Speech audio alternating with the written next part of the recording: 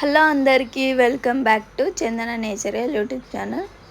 ఈరోజు అయితే మనం ఎంతో సింపుల్గా టేస్టీగా మటన్ కర్రీ అయితే తయారు విధానం అయితే చూద్దాం. టేస్ట్ అయితే చాలా బాగుంటుంది.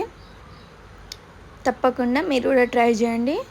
ఫస్ట్ టైం కానీ మన ఛానల్ కానీ చూస్తున్నట్టయితే సబ్స్క్రైబ్ చేసుకోండి, చందన నేచరల్ యూట్యూబ్ ఛానల్.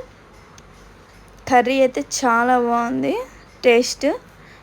మా డాడీ అయితే ఇప్పుడైతే టేస్ట్ అయితే చాలా బాగుందని చెప్పిండు.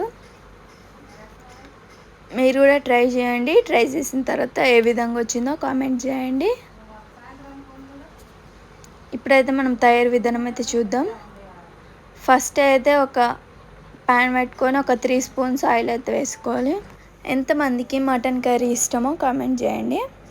ఇంకా నెక్స్ట్ అయితే మనం పోపు దినుసులు అయితే వేసుకోవాలి.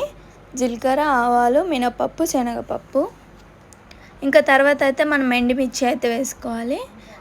ఇంకా తర్వాత అయితే ఆనియన్స్, పచ్చిమిర్చి ఫ్రై చేసుకోవాలి. ఇప్పుడైతే మనం ఫ్రై చేసుకోవాలి. చాలా బాగుంటుంది. ఎంతో సింపుల్గా మనం ఇంట్లోనే ప్రిపేర్ చేసుకోవచ్చు ఈ కర్రీ. ఈ విధంగా అయితే మనం ఫ్రై చేసుకోవాలి. మనకి గోల్డెన్ బ్రౌన్ కలర్ అయితే రావాలి. ఇప్పుడైతే బాగా ఫ్రై అయింది కాబట్టి ఇప్పుడైతే మనం అల్లం పేస్ట్ అయితే వేసుకోవాలి తగినంత.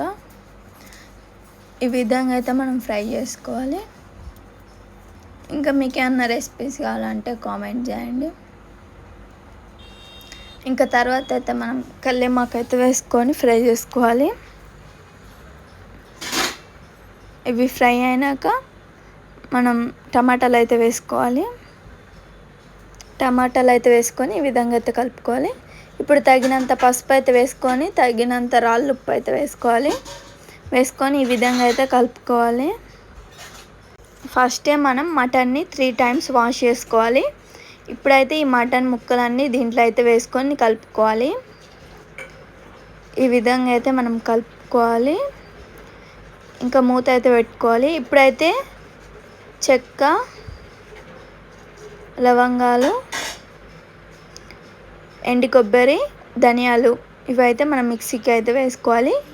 ఇంకా నెక్స్ట్ అయితే మనం మటన్ అయితే ఈ విధంగా ఉడికింది కాబట్టి ఇప్పుడు మనం తగినంత కారం అయితే వేసుకొని దాంట్లోకి వాటర్ అయితే వేసుకోవాలి.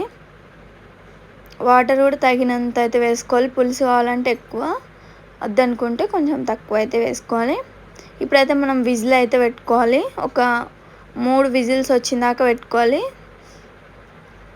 ఇప్పుడైతే మనం దీంట్లో చిన్నులపాయలు అయితే వేసుకోవాలి. ఇప్పుడు మన కర్రీ అయితే రెడీ అయిపోయింది. ఇప్పుడైతే మనం దీంట్లో ధనియాల పొడి అయితే వేసుకోవాలి.